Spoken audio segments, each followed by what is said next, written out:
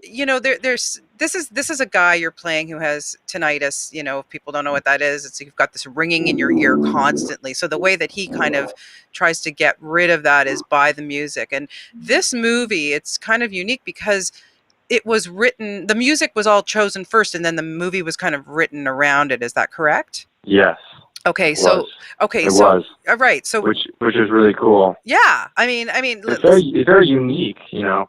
When I first read the script, it was all the music was inside the script already. It was like we read on an iPad, and you could listen to the music at the same time, synced up correctly to to the actual scenes. right. So that was really unique. And when I read that script, I was like, wow, this is so special. I need to be a part of this. And did you like every single song? Yes, I loved it. I mean, I love the soundtrack. Yeah.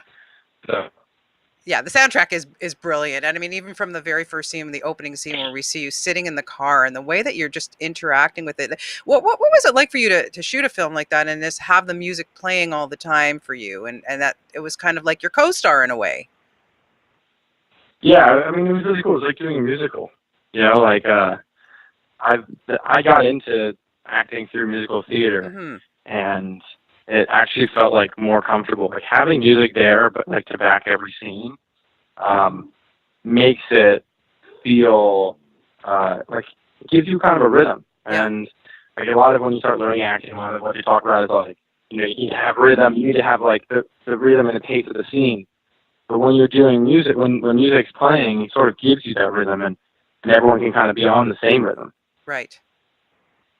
Yeah, it's just such a cool way of doing, and then just working with somebody like Edgar Wright, who like I say, I've never seen an Edgar Wright movie that I don't love. I mean, everything this man does, but this one just blew me away. Were you kind of pinching yourself on set every day? Oh, absolutely. Yeah. I mean, he knew exactly what he was doing. He was like so deliberate. It felt great to have like it feels great to have like a leader like that. You know, someone who you know is going to make this movie great. You can sort of tell he wasn't going to let it be an average film. He was going to make sure it was special. Yeah. So, yeah, definitely pinching myself for that reason, and also working with the Oscar winners and everything like that. Yeah. Well, yeah. Hello. And then, John Hamm, I love seeing him as such a badass, and Jamie and John Berthel, all that. But Kevin Spacey, I mean, seriously, getting through scenes with that guy, he's so good in this. Yes, he is. He is. It makes it easy. You sort of just get to like sit back and let Kevin Spacey act, and you watch him and breathe, and he'll force you to act too. Yeah. Yeah, I can just imagine. What was the hardest thing for you? Was there a stunt that you did actually get to do that kind of really challenged you? I got to do a few of the driving events. One of them was after I steal the red car from the two kind of the ATL twins who they were played by. Yes. When I steal the car from those guys, I did the drift around them, where the tire smokes everywhere, and you see the car kind of drift around them. I got to do that one. And like what they did was they pulled me aside we had practiced a lot in sub training, and then when the day was finally there, they pulled me aside to a parking lot and said, okay, well, show me the move a few times around some cones. And I did it like 10 times. They had to just do it over and over again. They were, okay, fine, you can do it. So then we went and I did it once, and I did it, and it was pretty cool because I always wanted to do more and more stunts. I was like, I'm a 22-year-old kid, and Yeah. getting to drive cars and do stunts, it's like awesome. So Yeah. I was always every day saying, hey, can I do a stunt today? Can I do a stunt today? And eventually they let me do it, just a few, but the ones I did do were really cool. And whenever I watch the movie, I'm like, oh, I did that. That's awesome. Yeah, very awesome, very impressive. I have a son the same age as you, and I don't know if I'd let him do that. How does Mom feel about all this? Was she okay with it? What? How does your mom? How Mom did your feel mom about it? feel about all this? Oh, no, she loves it. I think she actually went.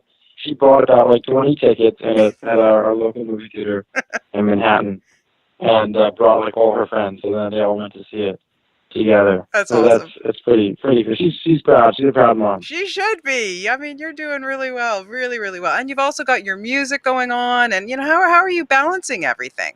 Well, the thing with music is that it's like for like the last movie I shot was a small independent movie after Baby Driver, Mm-hmm. and it finished in October in New York. And since then, I haven't done another movie because I've been waiting for the right role. And well, yeah, you do press and interviews and stuff for movies. You have a lot of downtime, Yeah. and that's when I do my music. And if I didn't have music, I would feel like a huge lack of creativity in my life Right. that music fills, and it makes me really happy, and I love making music. Well, good. Good for So I have you. an EP coming out in about hopefully in the next month or so.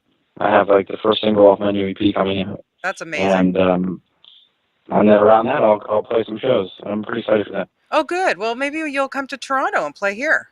What do you think? Yeah, I'd love that. Yeah, we would love to You have know, you here.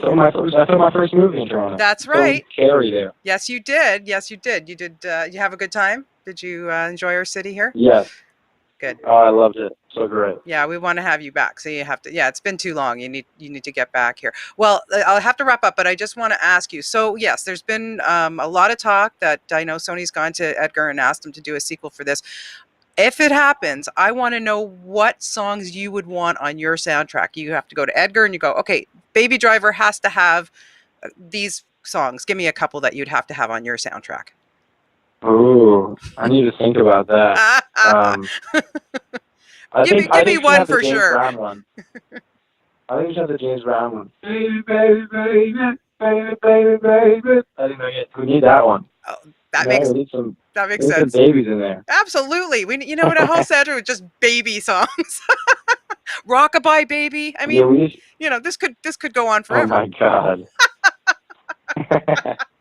Ansel, it's always a pleasure to talk to you. I know, you know, this movie's just seriously the coolest movie of the summer of 2017. People really need to go see it. So, congratulations to you, and I hope we get to see you in person again real soon.